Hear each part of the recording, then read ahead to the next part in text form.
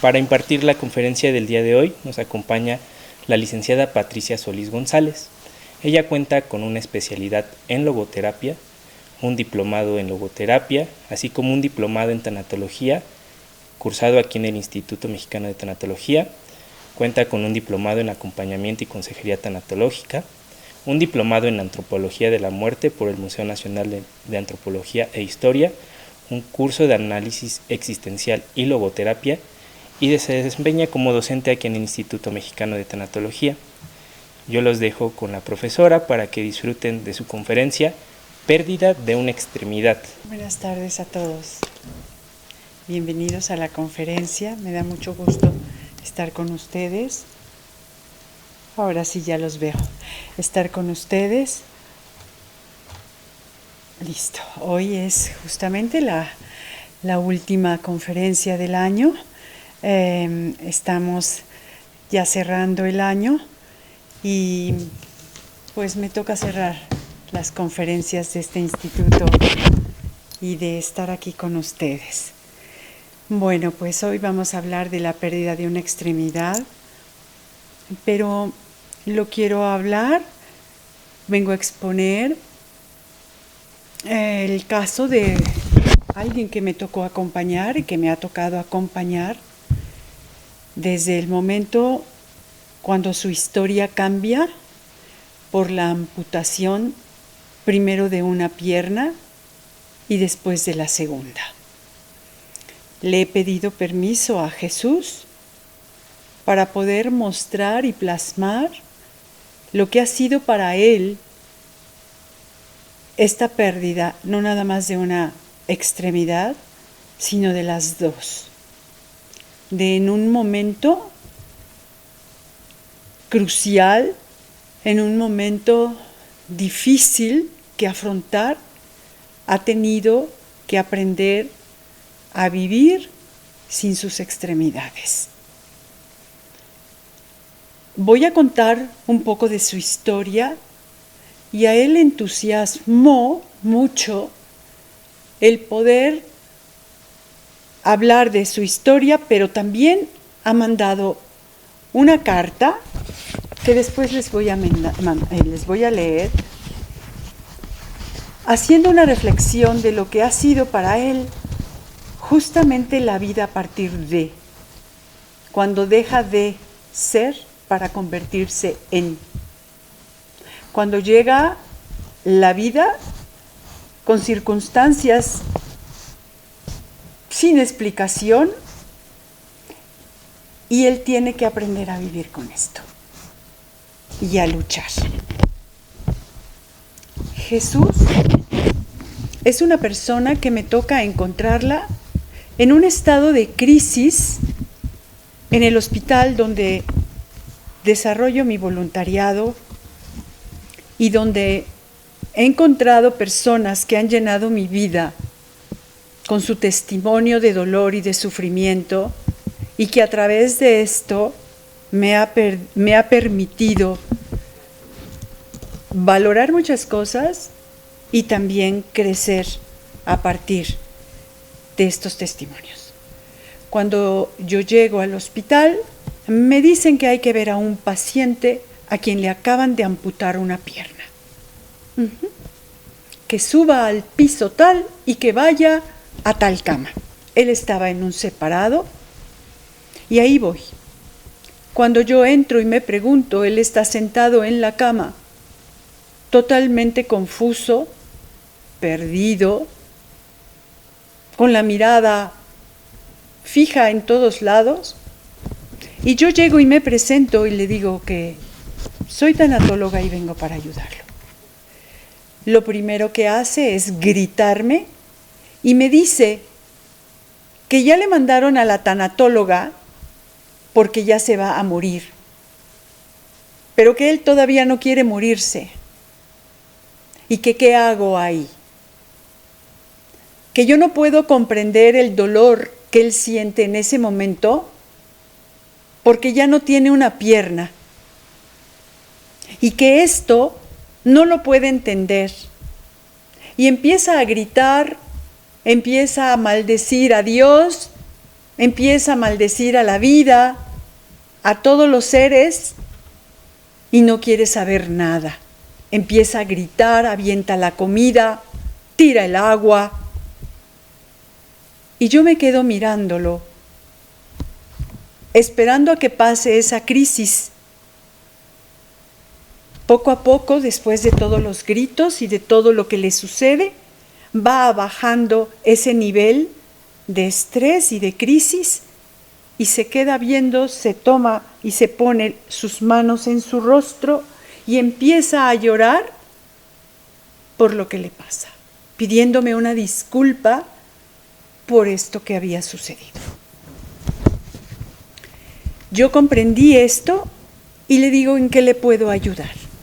Me dice, nadie me puede ayudar más que yo mismo. ¿Qué voy a hacer con una pierna? No me imagino vivir de esta manera. Poco a poco, los médicos van, le ayudan, él va a través de su actitud, él va soportando poquito a poco ese dolor, llora mucho, tiene apoyo psicológico y el apoyo tanatológico por esta pérdida. Hábleme de lo que le pasa, hábleme de lo que le está sucediendo y cómo está viviendo. Estoy viviendo un infierno. Finalmente, y poco a poco empieza su recuperación, empieza la terapia, empieza él a integrarse en la vida y poco a poco él se recupera y se va a su casa. Pero él quiere seguir teniendo el apoyo porque dice, no puedo solo, necesito de la ayuda. Entonces venía en su silla de ruedas, que lo traía su hermana y su sobrino, los únicos familiares que tenía, y llega, ¿para qué? Para que lo vean los médicos, para que lo atienda el psicólogo y el tanatólogo. Poco a poco va entrando en un estado mejor de salud emocional, mental. Por consecuencia, y por la infección que tiene, le tienen justamente, ¿sí?, que amputar la otra pierna. Y entonces viene la gran crisis de su vida, porque me dice, una vez que le cortan la pierna, se queda en su cama del hospital y no quiere hablar con nadie, entra en un silencio y en una depresión espantosa. Se tapa siempre la cabeza y no quiere ver a nadie. Cuando viene el médico o los médicos, es en el único momento que él se destapa porque tienen que ver qué es lo que está pasando. Se le va complicando con su estado de salud. Obviamente una amputación tiene consecuencias muy graves en todo lo que son nuestro funcionamiento físico y mental. Entonces empieza a tener justamente estos desajustes porque ha perdido las dos piernas. Él no quiere ver a nadie, empieza a entrar en una depresión, está llorando inconsoladamente, viene el psiquiatra, hay que darle un medicamento, y cuando llegaba yo para hablar con él, me decía, no quiero que me vea en lo que me he convertido. Y lloraba, hablaba conmigo a través de las sábanas. ¿Sí? Se descuida, no quiere bañarse, no quiere rasurarse y dice, la vida, ¿para qué? Me he convertido en algo muy pequeño y yo no lo puedo soportar. Poco a poco, a través de los cuidados de su hermana y su cuñada y su sobrino, del apoyo médico, del apoyo de trabajo social, de las enfermeras, Jesús se va ganando el cariño de todos y no la lástima, sino la compasión de ver a alguien que quiere vivir, pero que también quiere morir. Que no se acepta porque ¿cómo voy a verme ahora? ¿Y qué va a decir la gente? Esto no termina allí. Sale, está con su hermana, que es la que lo cuida, con su sobrino, pero la infección le llega hasta la parte de arriba donde le tienen que desarticular las piernas para que esto no suba a la parte pélvica y suba más arriba de su cuerpo, al tronco. Y él queda en un tronquito así. Él me decía, ya pongo en duda la existencia de Dios, nunca pensé vivir esto, ni sé cómo soportarlo. Me he convertido en esto tan chiquito. Y entonces él empieza poquito a poco a hacerse preguntas por la vida, empieza a gritar, empezamos a trabajar, empezamos a hacer terapia, empezamos a hacer actividades dentro de las que él podía. No obstante, con esto le tienen que conectar el intestino y quitarle un pedazo donde le ponen una colostomía. Entonces dice, ¿qué estoy pagando? ¿Qué me está sucediendo? Esos momentos cruciales donde él se pregunta por la vida, ¿qué ha hecho? ¿Por qué el castigo? ¿Y cómo a él le pueden suceder tantas cosas tan difíciles de afrontar? Poco a poco, y porque es obligado por su hermana, lo tratamos de motivar para que siga viniendo, porque a veces ya no se quiere levantar, porque a veces se quiere quedar ahí en su cama, se quiere morir. Y poquito a poco, a través de mensajes, a través de exigirle, a través de ver a este hombre que se cae pero que se quiere levantar, dice, ya no soy el que yo era. Hoy, ¿qué voy a hacer y cómo voy a trabajar? Obviamente, por estas situaciones, él llega, le dan, se pensiona, se jubila. Y con esto, después de haber vivido solo, de haber vivido su vida, porque él nunca se casó, porque él no tenía hijos, tiene que aprender a vivir con una hermana y compartir su vida con su sobrino y con una hermana amorosa que lo cuida. Todos los cambios que no nada más a partir de la mutilación tiene, sino también los cambios secundarios que son la nueva adaptación a una vida, las miradas de los otros, ¿sí? Y aprender a vivir y a compartir esta vida y este vínculo con los demás. Acostumbrado a hacer lo que le pegaba la gana, a ser autónomo. ¿Cuántas pérdidas? ¿Cómo le voy a hacer? Quedé fracturado, quedé fragmentado. ¿Y cómo poder seguir? He de decir que me llamaba la atención y admiraba la forma como él venía cada vez que le tocaba venir al hospital, que eran los jueves en la mañana.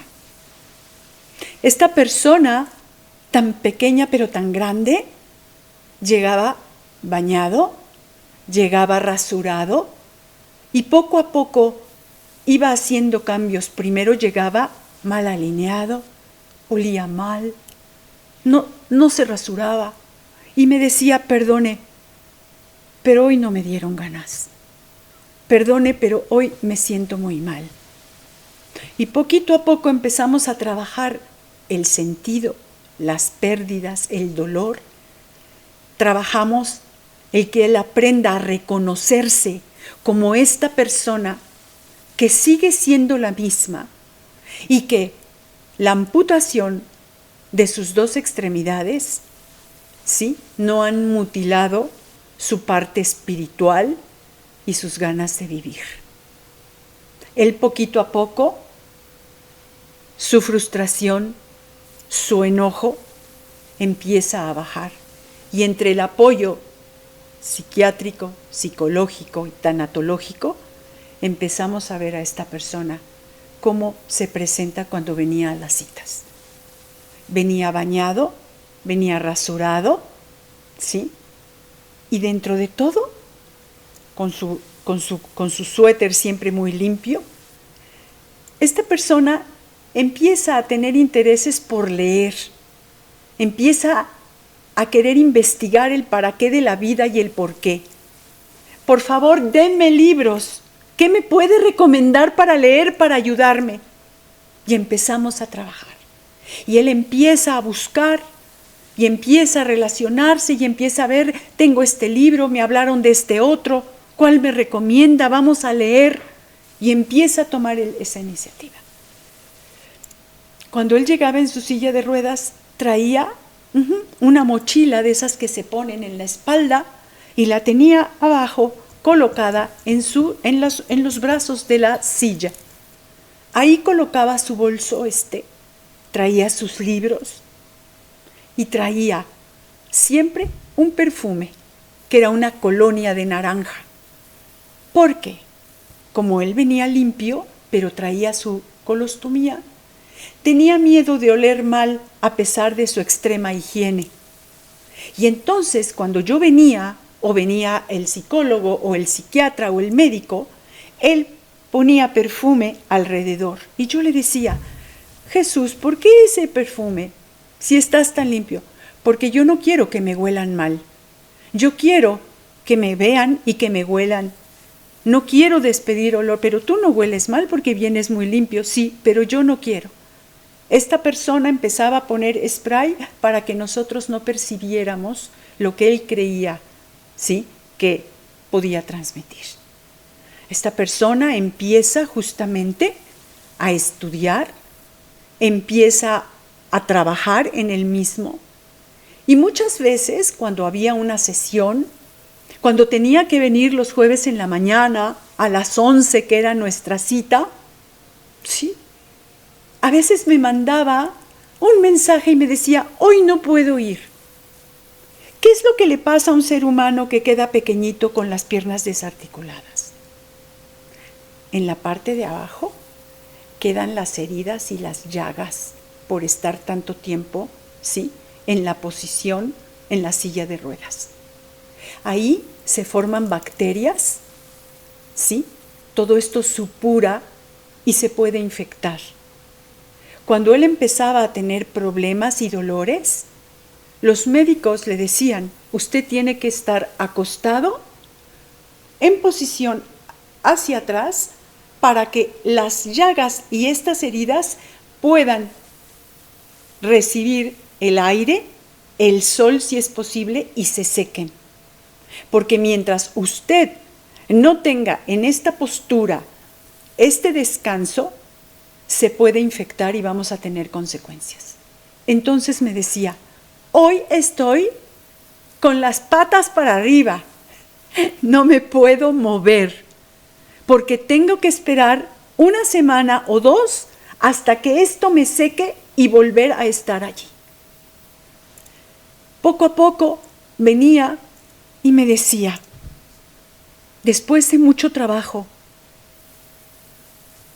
es que no sé dónde estaba yo cuando tenía mis piernas.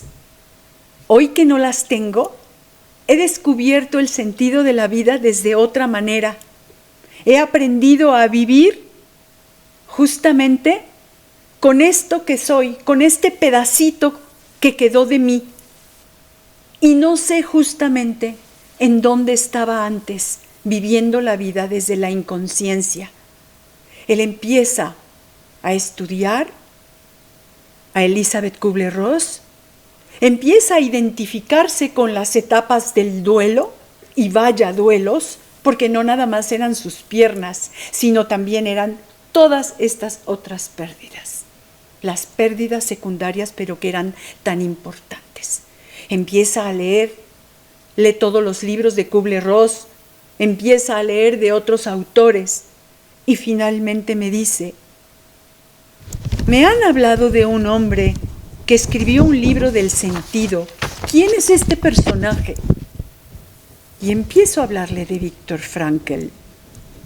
Y le dije, yo le voy a regalar el libro El hombre en busca del sentido, para que empiece a leerlo. Y me dice, pero ¿qué sentido tendrá estar en esto?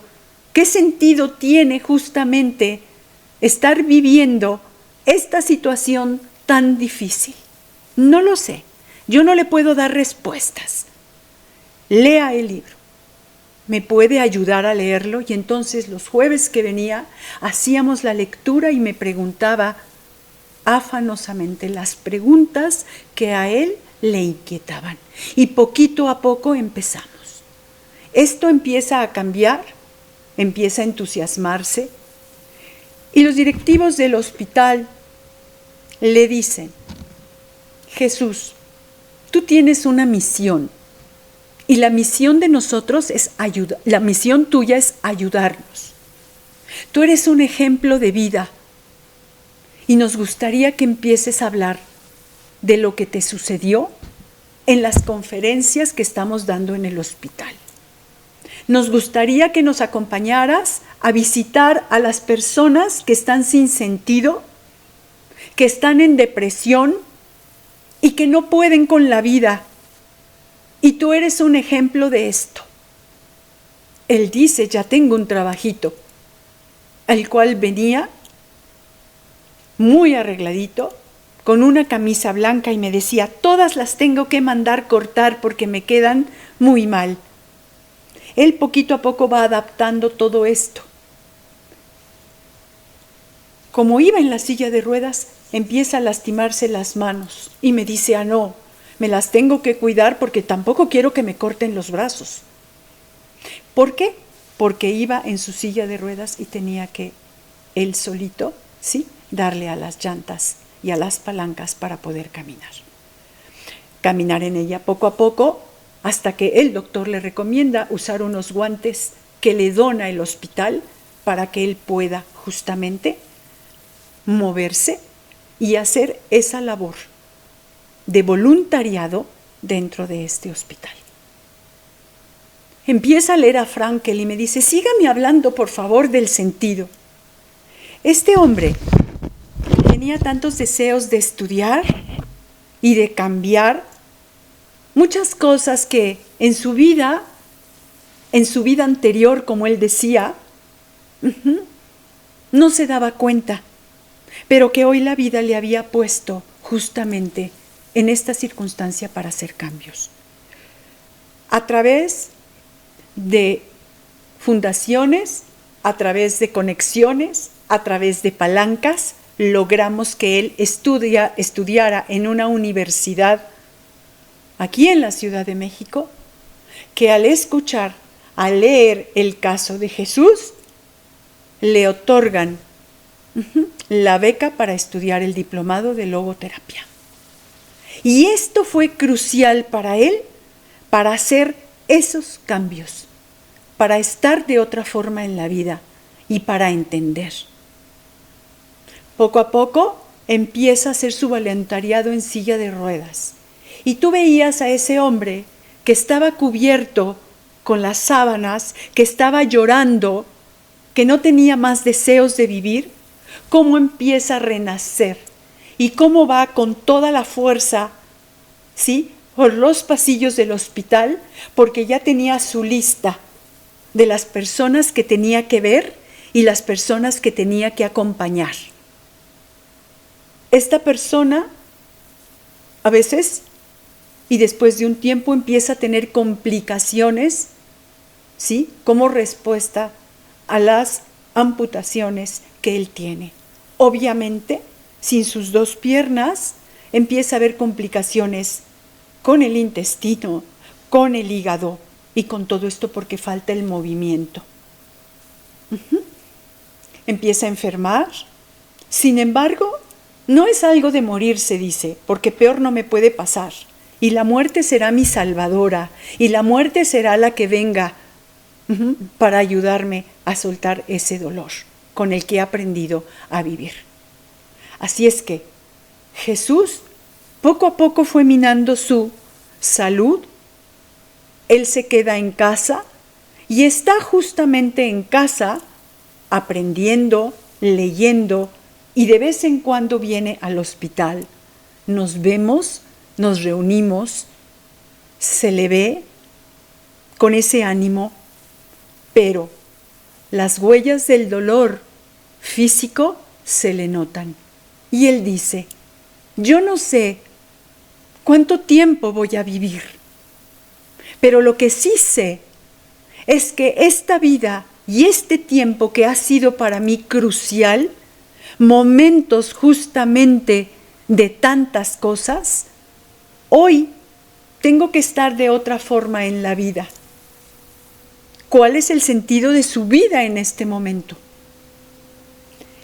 He leído a Frankl y dice que solamente tenían 24 horas en el campo de concentración, y yo hoy lo hablaba con unas alumnas del diplomado de logoterapia. Así es que hoy tengo solo 24 horas, mientras no me manden para estar con las patas para arriba para que se me sequen las heridas que tengo. Esta persona viene cuando se siente bien. Ha tenido el apoyo de mucha gente, ¿sí?, de los directivos, de trabajo social, de los especialistas, y gracias a eso él ha podido continuar en altas y bajas. Qué difícil es la aceptación, justamente, ¿sí?, para cada uno de nosotros. Algo tan difícil, y como él me decía, nunca pensé vivir esto, jamás. Ya me enojé con todo mundo y no recupero mis piernas. Ya maldecí a Dios y tampoco las recupero. ¿Qué me queda hacer? Ser humilde, ser sencillo y vivir la vida en esos momentos de dolor, pero también de felicidad, que vienen, brillan y se van. Y aprender a estar aquí con lo que me toca vivir. Y usted sabe, me dice, qué difícil ha sido todo para mí.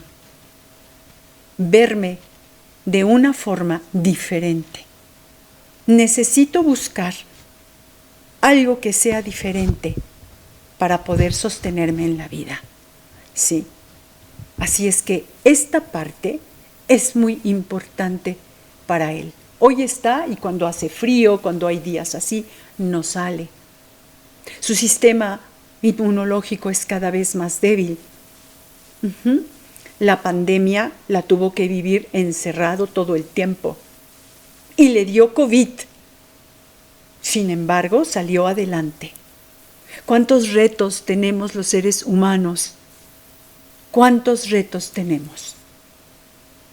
Y él está justamente luchando y viviendo esa historia construida, esa historia vivida, y esos momentos cruciales que ha tenido justamente que caminar sin que él los haya pedido.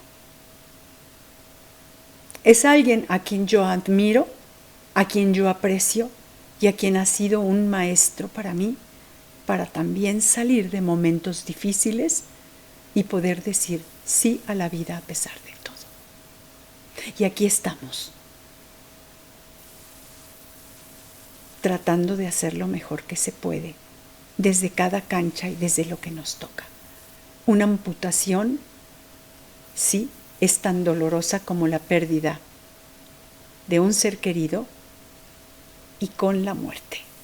A ese grado. Hay grandes pérdidas, y cada uno ve sus pérdidas muy grandes, muy graves, y no tienen comparación, porque la pérdida que llevamos o que sufrimos cada uno de nosotros es la más importante y la más valiosa.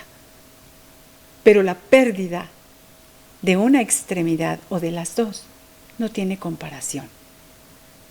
Créanmelo. Y es un sufrimiento muy fuerte. Me voy a permitir leer la carta que Jesús, gracias, y le doy las gracias públicamente porque seguramente andará por aquí, ¿sí? Le agradezco el poder compartir su historia, y quiero leer la carta que él escribe para ustedes. Él le pone una gran historia de resiliencia. Me llamo Jesús. Tengo 62 años. Vivo hace 8 años sin mis dos piernas.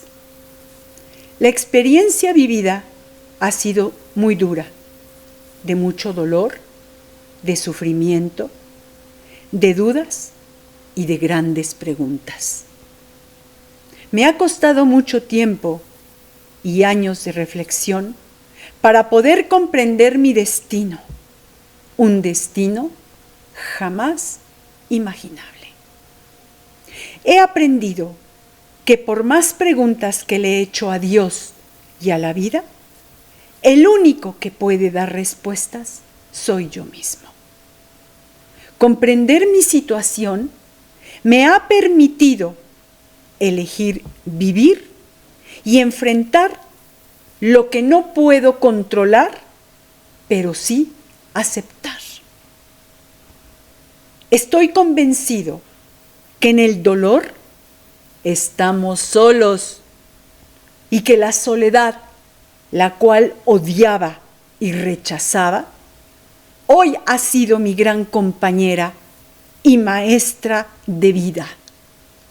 Me ha costado darle la mano y apoyarme en ella, ser con ella partícipe de nuestro dolor. Aceptarme vulnerable ha sido un acto de rendición ante mí mismo. Decidí atravesar las puertas del sufrimiento para recuperar mi dignidad, mi autoestima y el amor propio. Así como la integración a la vida, encontrando un sentido en el servicio y la ayuda a los demás.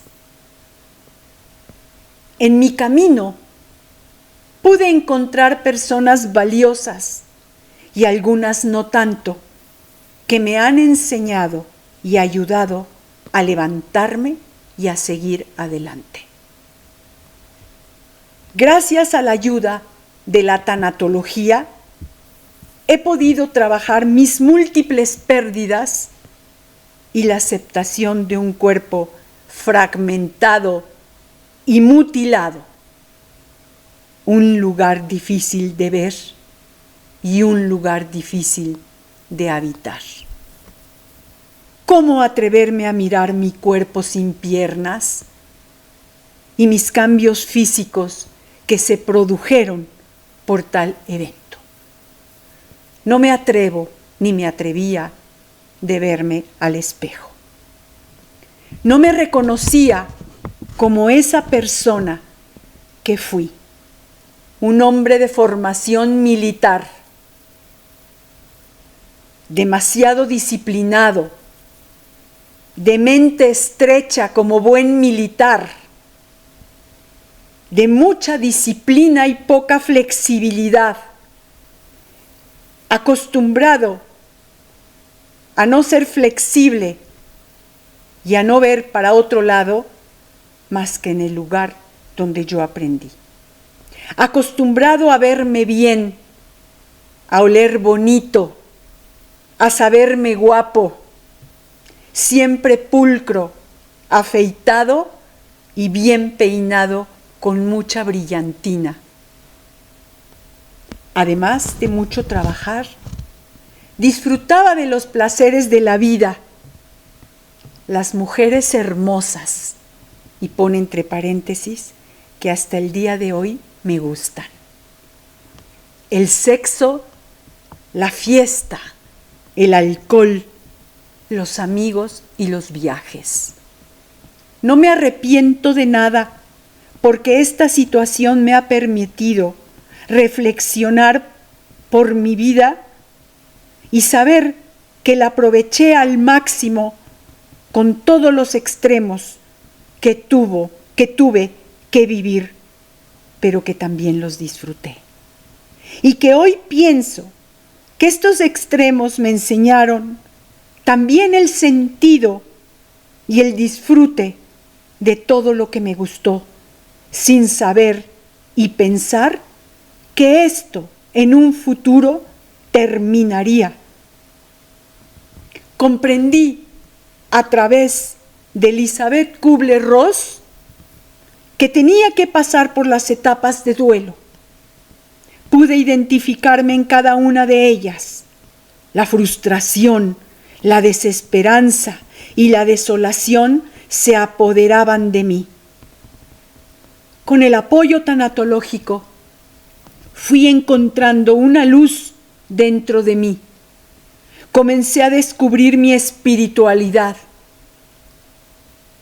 Clave importante. Encontré recursos en ella, recursos que ignoraba y que han sido los que me han dado la fuerza para seguir mi conciencia de vida. Esa conciencia despertó en mí los deseos de leer y de seguir estudiando y de ser mejor. Por azares del destino, llega a mis manos el libro El hombre en busca del sentido del doctor Viktor Emil Frankl. Ese libro me motiva a estudiar la logoterapia y a encontrar el sentido en todo el sufrimiento. Gracias a una beca otorgada por una universidad, estudié el diplomado de logoterapia, la ciencia del sentido que me ayuda a expandir mi conciencia y a vivir una vida diferente, transformando el dolor en un hecho de valor y de recuperación de mí mismo. Saber que la vida no se termina allí, saber que la vida continúa. La logoterapia, un bálsamo para mi alma, un bálsamo para mi vida. Con esto he podido aceptar mi destino y enfrentarme a una sociedad discriminatoria y desigual. Hoy en día las miradas morbosas ya no me molestan. La gente que me señala, los niños que me miran raro, las mujeres que se cuchichean y los hombres que me miran desde su mirada de machos, como diciendo, este pobre, ¿en qué quedó? Decidí ser alguien diferente a todos y vivir mi vida, la única que tengo, de una manera llena y satisfactoria. Aprovechar cada día lo que hay, mis dolores físicos y sus complicaciones, los que me seguirán hasta el final de la vida. Sé lo valioso de cada momento y también sé que estoy listo para irme en cualquier momento. Hoy me pregunto, ¿dónde quedó ese Jesús, el fiestero? Me respondo, se convirtió en alguien muy chiquito y a la vez muy grande. Gracias por lo vivido y gracias a ustedes. Jesús. Esta es la carta que él me manda el día de ayer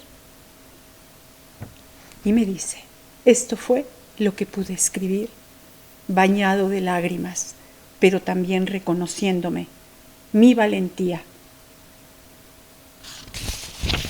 Esto es lo que habla Jesús. Todo lo que él puede expresar en esta carta, que al momento en que yo la leo, me siento conmovida y me derraman las lágrimas de ver a una persona que a pesar de todo está allí. Esa es la grandeza humana. Y a veces nos caemos por tan poquito. Nos complicamos por tan poco.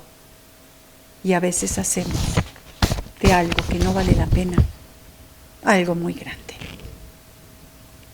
Yo me siento honrada de haber acompañado y de acompañar y de hoy tener ese contacto con esta gran persona que ha sido para mí un maestro que me ha ayudado a entender también la vida desde otra manera.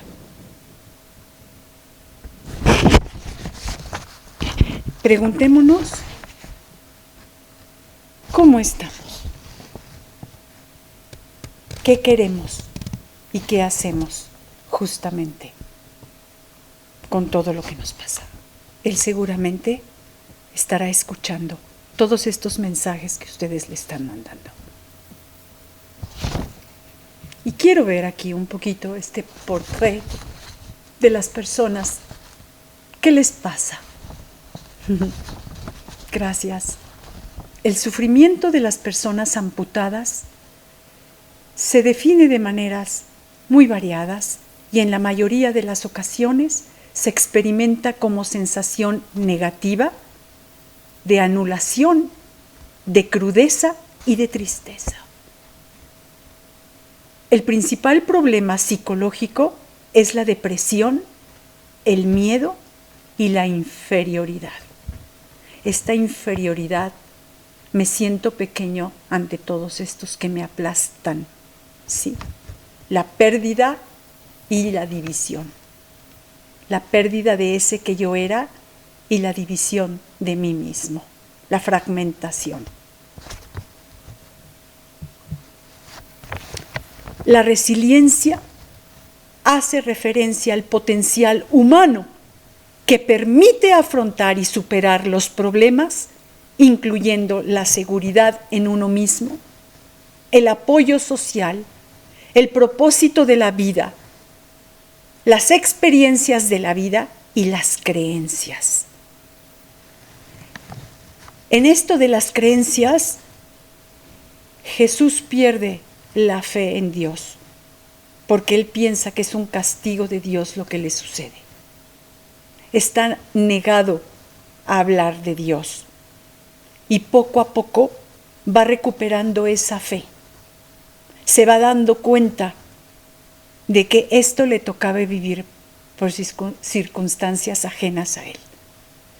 Él empieza a trabajar su espiritualidad, que es desde donde ahí empieza con la conciencia, como les dije, a expander y a saber que tenía un trabajo con él mismo y que tenía un trabajo para los demás. Sí. La vida es, y yo soy con ella. Tenemos un compromiso existencial. ¿En quién me convierto con ese dolor? Viene la pregunta. El dolor me lleva a conocerme de otra mirada, de otra manera. Mi otra mirada, la espiritual. Recurrir adentro, estar allí, bucear dentro de mí para encontrar lo espiritual, la conciencia, el trabajo con la aceptación y saber que no es un castigo, que es una prueba muy dura la que tengo que superar. ¿Cuáles son mis recursos y cómo los encuentro? ¿Dónde están? No están afuera, están adentro. Y algo que es muy importante, mi humildad. Solamente a partir y a través de la humildad es como yo puedo entender que la vida es y que yo soy con ella y que soy siendo justamente con lo que la vida me pone y que la vida redujo a Jesús hasta abajo y poco a poco aprendió a ver a la gente, no desde arriba como este puesto militar que tenía, a ese mando, a ese control, a esa disciplina, sino a mirar a la gente de tú a tú. Y así de chiquito ha quedado y así de humilde es para poder atravesar lo que hoy la vida le ha puesto.